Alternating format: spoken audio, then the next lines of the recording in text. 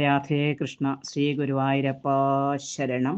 സുഹൃതികളായ എല്ലാ പുണ്യാത്മാക്കൾക്കും വിനീതമായ നമസ്കാരം.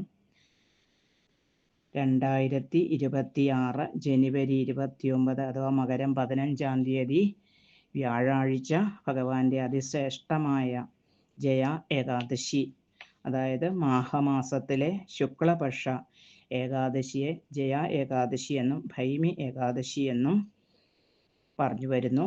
നമുക്ക് ജയ ഏകാദശി ഒന്ന് സ്മരിക്കാം.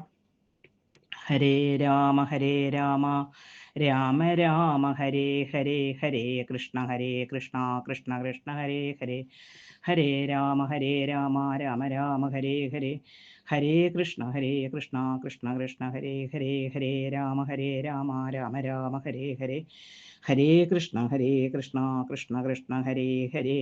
ഗോപാലരത്നം ഭുവനൈകരത്നം ഗോപാംഗനായ യൗവന ഭാഗ്യരത്നം ശ്രീകൃഷ്ണരത്നം സുരസേവ്യരത്നം വന്ദാമഹേ യാദവ നന്ദരത്നം. ശ്രീ ഗുരുവായൂരപ്പ ശരണം. അപ്പം 2026 ജനുവരി 29 മകരം 15 മാഘമാസത്തിലെ ശുക്ലപക്ഷ ഏകാദശി ജയ ഏകാദശിയായി അനുഷ്ഠിച്ചു വരുന്നു. എല്ലാവർക്കും ജയ ഏകാദശി അനുഷ്ഠിച്ച് ശ്രീ ഗുരുവായൂരപ്പൻ്റെ എല്ലാവിധ അനുഗ്രഹങ്ങളും ഉണ്ടാവട്ടെ എന്ന് പ്രാർത്ഥിക്കുന്നു. ഏകാദശി തിഥി ആരംഭിക്കുന്നത് ജനുവരി 28-ാം തീയതി 4:35 വൈകിട്ട് 4:35 ആരംഭിച്ച് 29-ാം തീയതി വെളുപ്പിനെ 1:55 വരെയാണ് ഏകാദശി തിഥി ഉള്ളത്. അതുപോലെ ഏകാദശിയുടെ വളരെ പ്രാധാന്യമുള്ള സമയമായ ഹരിവാസരം, അത് 29-ാം തീയതി രാവിലെ 7:12 ആരംഭിച്ച് വൈകിട്ട് 7:14 വരെയാണ് ഹരിവാസര സമയം. ധാരാളം നാമം ജപിക്കുക. ഓം നമോ ഭഗവതേ വാസുദേവായ, ഓം നമോ നാരായണായ. അതുപോലെ ഭാഗവതം, ഭഗവത്ഗീത, നാരായണി, അങ്ങനെ ആത്മീയ ശാസ്ത്രങ്ങൾ വായിച്ചും പഠിച്ചും മനനം ചെയ്തും ഈശ്വര ചിന്തയോടുകൂടി കഴിയാനുള്ള സൗകര്യം എല്ലാവർക്കും ഉണ്ടാവട്ടെ. അതുപോലെ ഏകാദശിയുടെ വളരെ പ്രാധാന്യമുള്ള സമയം പാരണവിടൽ, 30-ാം തീയതി 6:47 മുതൽ 9:30 വരെയുള്ള സമയത്ത് പാരണവേടി ഭഗവാന്റെ വ്രതം ഭഗവാന്റെ പാതാരബിന്ദങ്ങളിൽ അറിഞ്ഞുകൊണ്ടോ അറിയാതെയോ ചെയ്തു പോയ എല്ലാ പാപങ്ങൾക്കും പാപമോചനത്തിനായി പ്രാർത്ഥിച്ച് മാല്യവാനെയും അതുപോലെ പുഷ്പവന്തിയെയും ഒക്കെ അനുഗ്രഹിച്ചതുപോലെ ഞങ്ങളെയും അനുഗ്രഹിക്കണേ എന്ന് പ്രാർത്ഥിച്ച്, അതുപോലെ വ്രതകഥ ഏകാദശിയോടൊപ്പവും ആ പത്മപുരാണത്തിലെ പറയപ്പെടുന്ന വ്രതകഥ നമ്മൾ സ്മരിക്കാറുണ്ട്. അതായത് ബ്രഹ്മഹത്യാ പാപം പോലും നശിക്കുന്നു.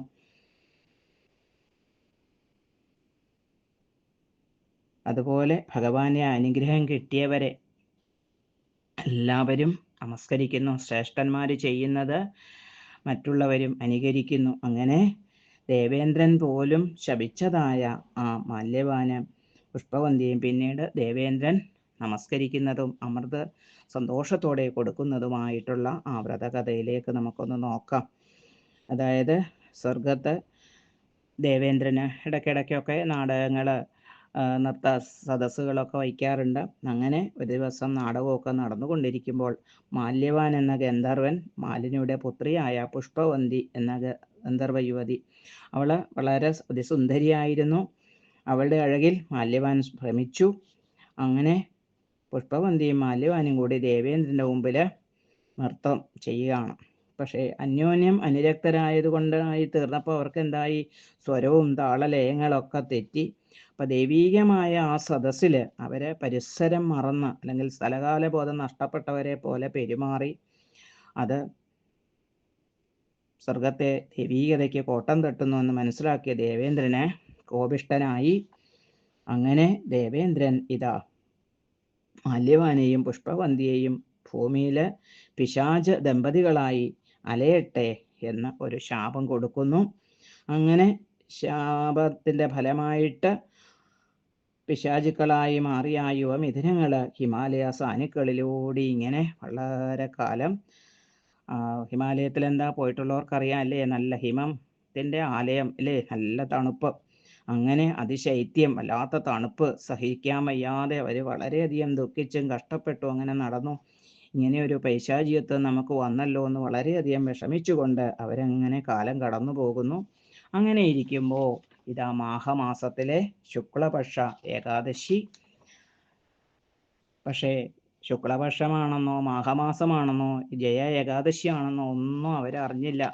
അവര് ദുഃഖം കൊണ്ട് ആഹാരവും എന്തിനാ ഇനി ആഹാരം കഴിക്കുന്നേ, അല്ലേ വെള്ളം കുടിക്കുന്നേ, ദുഃഖം കാരണം ഊണുമില്ല ഉറക്കവും ഇല്ല. അങ്ങനെ വിഷമിച്ച് അങ്ങനെ ഇരിക്കുമ്പോൾ അറിയാതെ ആണെങ്കിൽ പോലും ആലിൻ്റെ ചുവട്ടിൽ ഇരുന്നു കൊണ്ട് അവരിങ്ങനെ ഇരിക്കുമ്പോൾ നേരം വെളുത്തത് അവരറിഞ്ഞില്ല. പക്ഷേ ഊണും ഉറക്കവും ഉപേക്ഷിച്ച് ജലപാനം പോലുമില്ലാതെ ആ ഏകാദശി ദിവസം ഇരുന്നതിൻ്റെ ഫലമായി മഹാവിഷ്ണു പ്രത്യക്ഷനായി. അല്ലേ, അറിഞ്ഞുകൊണ്ടോ അറിയാതെയോ അഗ്നി തൊട്ട കൈ പൊള്ളുവെന്ന് എല്ലാവർക്കും അറിയാം. അതുപോലെ ഇവിടെ അറിഞ്ഞുകൊണ്ടല്ലെങ്കിൽ പോലും ആ ഏകാദശി വ്രതത്തിൻ്റെ ഫലം കൊടുക്കുന്ന ഭഗവാൻ അവരുടെ മുമ്പിൽ പ്രത്യക്ഷപ്പെട്ടു. ഭഗവാന്റെ ദർശനത്തോടുകൂടി ഇവരുടെ ആ പൈശാചികത്വമൊക്കെ നശിച്ചു.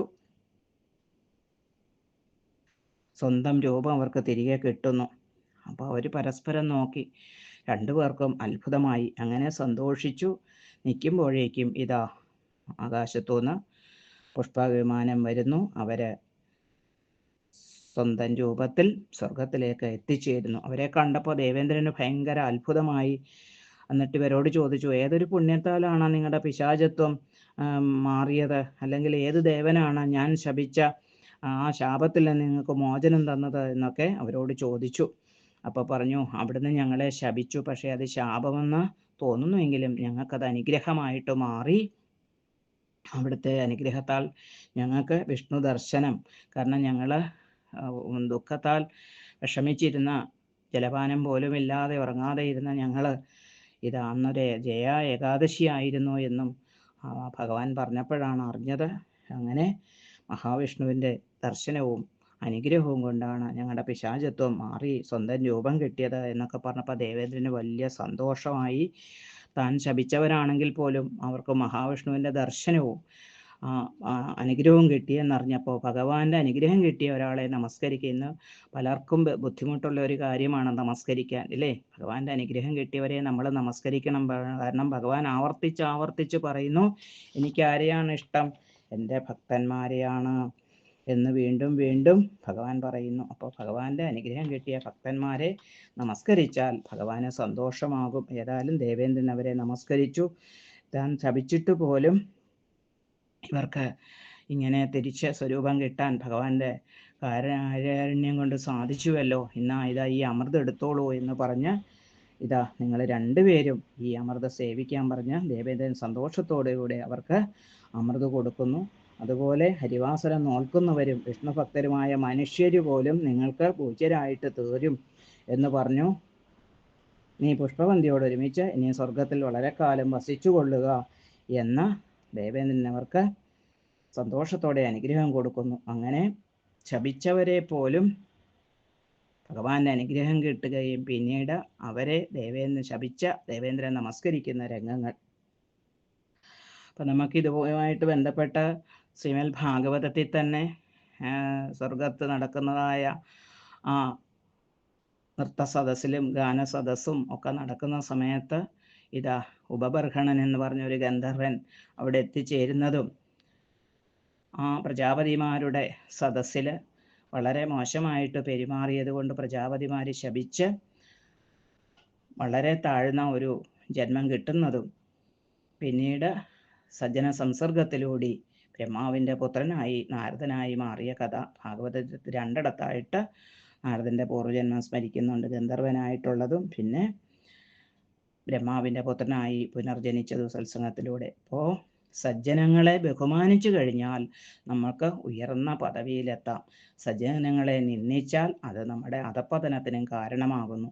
ഗന്ധർവ ലോകത്ത് ജീവിച്ച് അവർ അവിടെ നിന്ന് സദസ്സിനെ, ദൈവീയമായ സദസ്സിനെ നിന്ദിക്കുന്ന രീതിയിലുള്ള പെരുമാറ്റം കാരണം അവർക്ക് പൈശാചികത്വം വന്നു. പക്ഷേ പിന്നീട് ഈ ജയ ഏകാദശി വ്രതാനുഷ്ഠാനത്തിൻ്റെ ഫലമായി ഭഗവാന്റെ ദർശനം കിട്ടി. അപ്പോൾ ഹരിവാസരത്തിന് വളരെയധികം പ്രാധാന്യമുണ്ട് എന്നും നമ്മളെ ഓർമ്മിപ്പിച്ചു.